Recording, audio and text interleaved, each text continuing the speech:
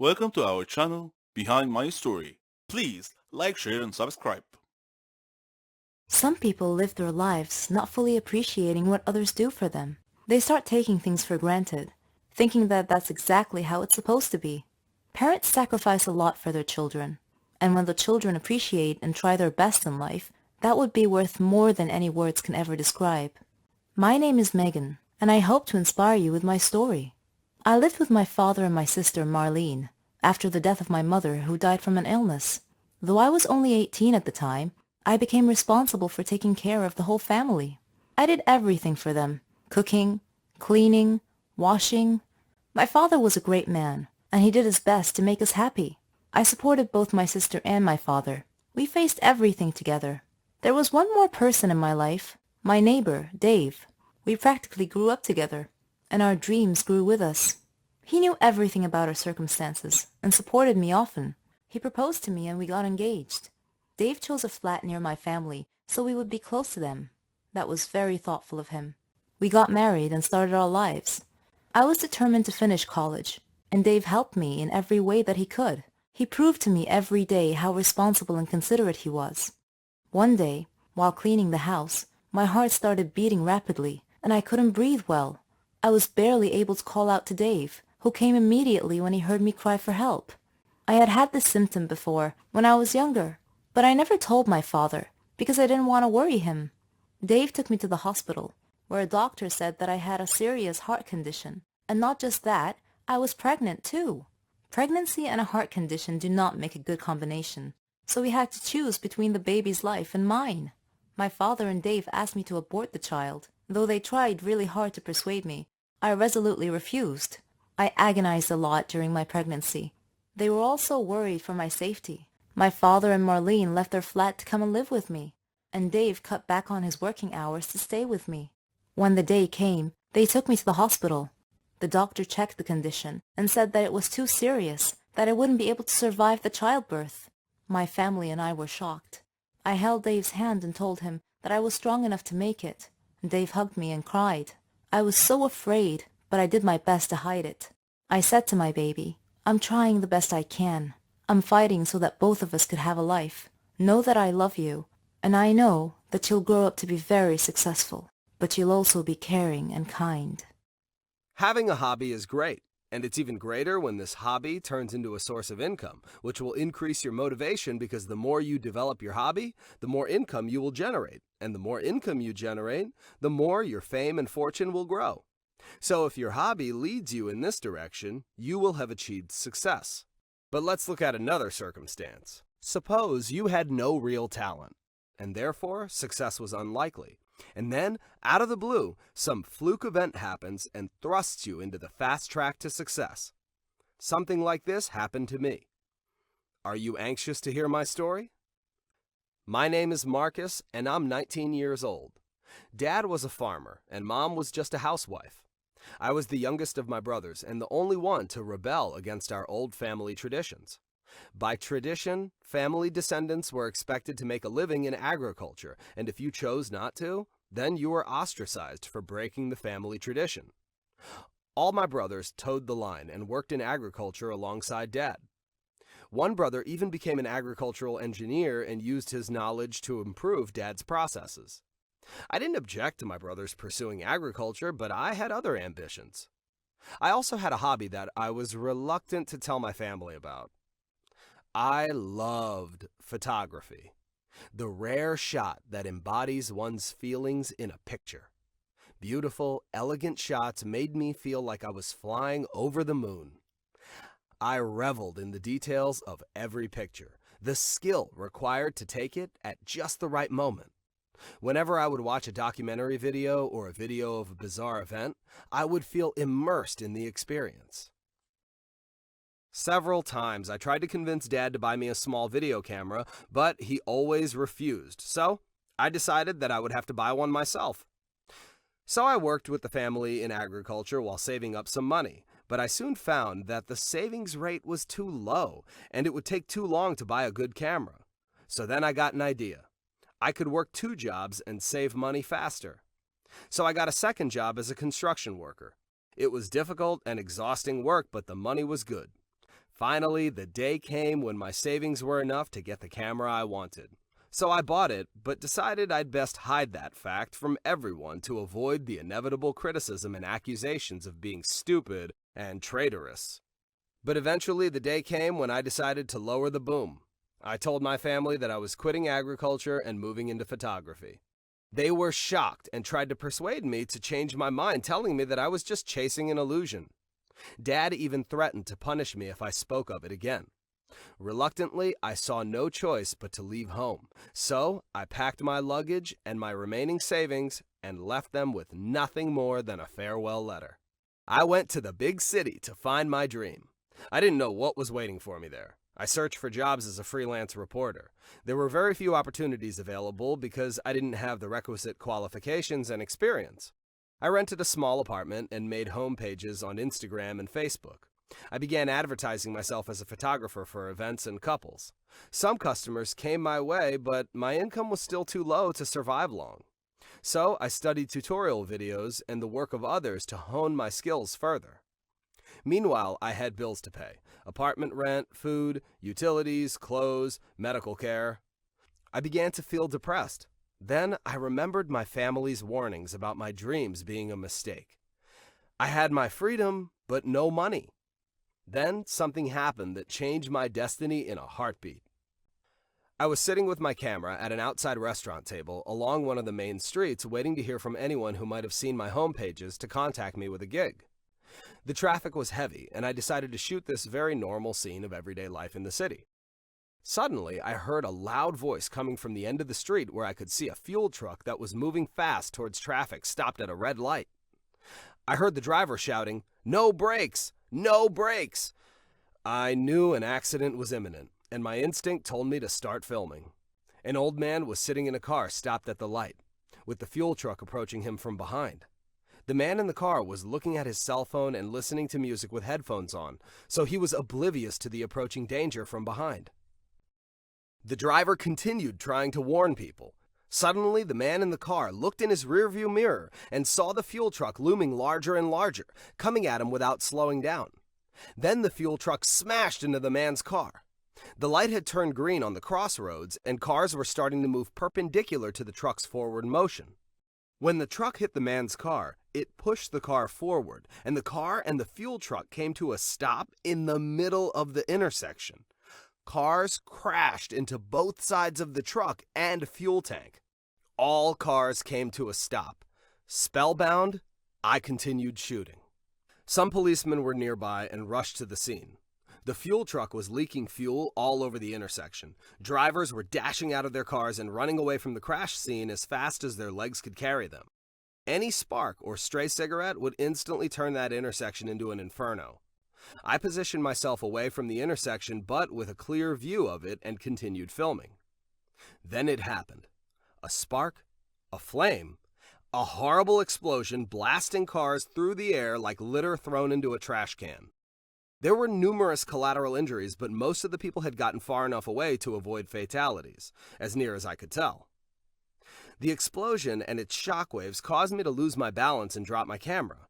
Panicking, I drove down to snatch the camera in mid-fall, right before hitting the pavement with my head. Ambulances showed up, then I lost consciousness. I woke up in the hospital bed with a splitting headache. The TV was showing the news, which was reporting the explosion. Eyewitnesses had accused the truck driver of being the cause. This was my moment. I was the only one who had filmed the accident as it happened, and the only one who had documented proof that the truck driver had lost control of the truck and tried to warn people. I grabbed my cell phone and sent a message to the news people telling them that I had exclusive video of the accident. They were willing to pay a hefty sum of money for my video. A prominent, reputable news channel contacted me about my video. A female journalist and her editor met with me. The editor offered me a job as a reporter for his news agency. So I got a good sum of money and a job from this otherwise not so lucky turn of events. I felt that fate had rewarded me for my courage in pursuing my dream. I was relieved that my dream had been fulfilled and that my hard times were hopefully over. So I called my family and told them that I had found a career that didn't involve agriculture. I told them that one had to pursue his dreams to find one's own true destiny. I knew that I had found mine. They weren't thrilled to hear about that. What can I say? Everyone likes mysterious phenomena. People are attracted to inexplicable things that mystify the mind, pique our curiosity, and provoke our imagination. People hate secrets and yearn to know how things work and why. When watching TV with your friends, figuring out murder mysteries and horror movies is relatively easy. But in real life, sometimes this is not so easy. Instead of anticipation of learning the truth about a mystery, you may be terrified instead. No, I'm not pitching for a new movie debut. I am introducing my story, which deals with a life experience involving this very topic. My name is Henrique, and I am 23 years old. I live with my father in a neighborhood that is quieter than most. Its residents go to sleep soon after sunset. Are you intrigued by this neighborhood? A legend circulates around this neighborhood that, well, first let me tell you how we came to live in this nice, quiet neighborhood. We used to live across town, but our old house burned down. Mom died in the fire, but Dad and I miraculously survived somehow. Dad decided to move away from that location due to bad memories. He wanted us to live in a quiet neighborhood far from there, so he searched for a nice home in a quiet neighborhood and found our current home here in this neighborhood. It was surprisingly affordably priced, and we wondered why, but Dad wasn't in the mood to look a gift horse in the mouth, so he bought it. As we were moving into our new home, a neighbor came over and welcomed us to the neighborhood. She said, "Welcome to the neighborhood. Isn't this area so quiet and beautiful? Too bad it owes these nice qualities to a massacre." She looked dismayed. "Massacre?" Dad said. "Oh, didn't you know?" she said. "Yes, the Draco family used to live here. One night, Mr. Draco went mad, killed his whole family, and then committed suicide. A little morbid, isn't it? I figured the realtor would have told you about that. That's why the real estate prices here are so cheap. Very few people would move into a house with such a macabre history. Oh, one more thing. I wouldn't go out after sunset if I were you." "Why not?" Dad asked. The neighbor hesitated, pondering if she should say any more. Finally, she said, "Well, everyone here has adopted the habit of going to sleep early. I used to drink my favorite tea on the porch at sunset, but one night I heard a loud, moaning voice come from out of nowhere. It scared the bejesus out of me, and I stopped being out after sunset after that." This story gave me shivers. So I went to my bedroom and locked all the windows. I imagined, I hope it was my imagination, that I heard voices outside all night.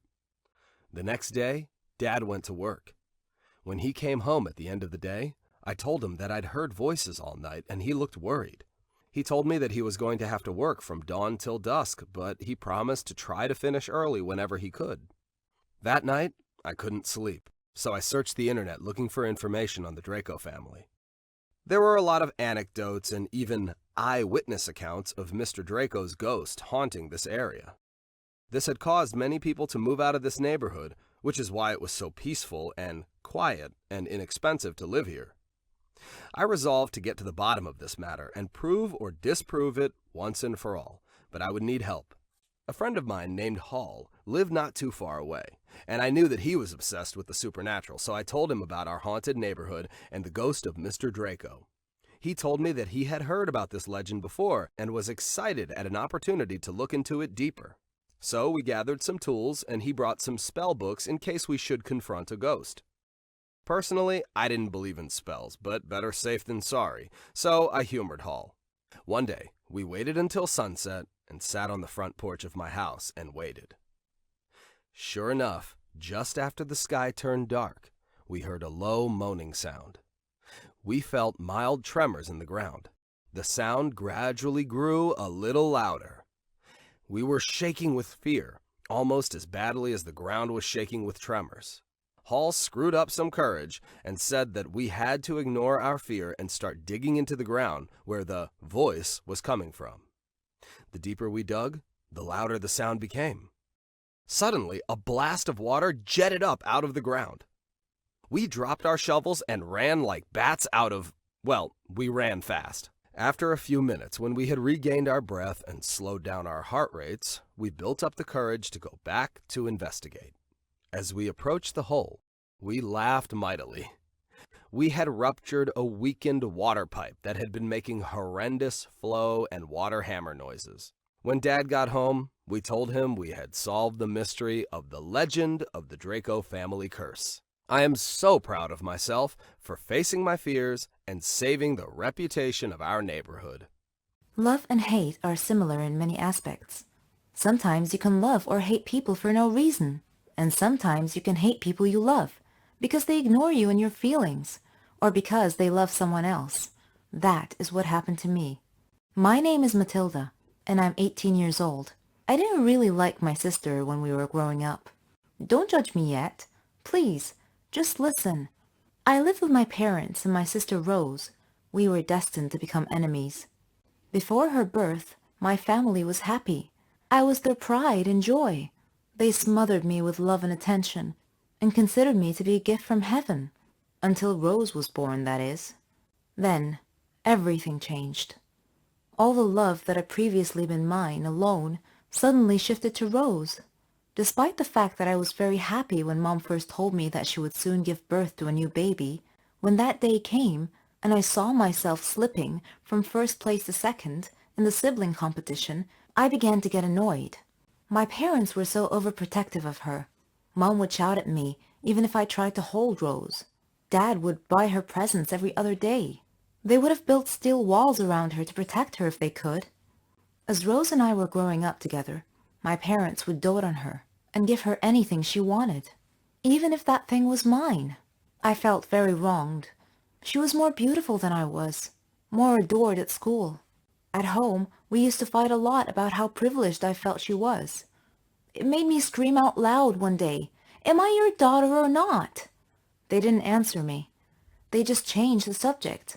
It only aggravated me more. Over time, I seriously began to doubt that I was part of this family.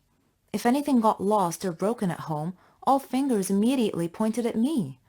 I was always the guilty one, and she was always the innocent one. My life was an uphill climb every day. One day, I happened to watch a movie about two brothers, one of whom was lovable, and the other one was oppressed. The oppressed brother ended up killing his sibling and hiding the evidence. He innocently reported to his parents that his brother had disappeared. Wherever could he be? He would feign. His parents didn't discover the truth until he later confessed to them that he had killed his brother. Well, that was extreme. The outcome wasn't that good either. I was thinking that it must be very hard to kill someone. Once, when I was speaking on the phone, Mom shouted at me and asked me why I had turned off the refrigerator. I told her that I hadn't, and that I hadn't left my room. She said that she was sure that I had done it because I was such a careless child. That was my first time that I felt real contempt towards my sister. I knew it wasn't her fault, but still, she was the sole focus of my discontent. While walking, deep in thought, I suddenly heard Rose's voice. She was talking on the phone and crying. I heard her say, "But I love Matilda very much. My parents only take care of me because I'm ill. It's just because I have only a few days to live. Matilda doesn't know that. It's not her fault." I was puzzled, so I entered her room and asked her, "What's wrong, Rose? Why are you crying?" She turned to me, still with tears in her eyes, and explained, "Matilda, please don't think that I don't know that you're sad because Mom and Dad always favor me with their love and attention. Believe me, it hurts me as much as it hurts you. But there's a reason for their behavior. They haven't told you, but I have a chronic heart muscle defect, which prevents me from doing any strenuous physical activity. I asked Mom and Dad to tell you many times, but they always wanted to wait until the right time, which never seems to come. Now my case has become serious, and the doctors have almost given up on me." I hugged her. Now I was crying too. "Rose, I didn't know. I'm so sorry for all those years I treated you so badly. I really do want you to be happy, and I just want us to be able to share our lives together. I love you, Rose." Rose is in surgery at this very moment. It's her last chance, her last roll of the dice. She might live. I mean, I really want her to. At least now I'm on her side. Please, pray with me for her. Almost every girl dreams to be a Disney princess. to be like Cinderella who married the prince, or Snow White, the fairest of them all. My story is something of the sort. But fairy tales generally have a happy ending, right? Mine, however, well, I'll let you be the judge of that. My name is Rona, and I'm 17 years old. I live with my parents and my sister Selena. At school, I was like a princess. I adored all my friends, and they adored me. I excelled at everything. I was the school's best singer. I was a very athletic person and played all sports. My only flaw was my hair, which was too frizzy and ugly for my taste. I think the hairdresser called it curly, just to comfort people like me. But frizzy is not curly, not in my book. I admit that frizzy hair can look attractive on some people, but the most ravishing look for me is long, soft, straight hair. Lovely straight hair that can make any girl look beautiful, even if she doesn't have any beautiful features. Oh, how I envied some girls at my school with their long, silky hair. Of course, my favorite Disney princess was Rapunzel. I would always dream I was her. In my opinion, she was the most beautiful princess in the Disney universe. The suffering she endured, and finally getting what she deserved. Needless to mention her golden, lustrous hair, of course. The way it gleamed in the sun. What I wouldn't give to have hair just like that. I tried everything to improve my hair. I shampooed it every day, but it fluffed out like a Pomeranian dog's fur, if you've ever seen one of those. I used hair smoothing cream, but then it looked like a paved road with molasses spilled all over it. I tried electric styling tools, but they didn't help either. Don't laugh at me, it's the truth. Every day I would dream of having smooth hair. Then, one day, I saw an advertisement as I was chatting with my friends.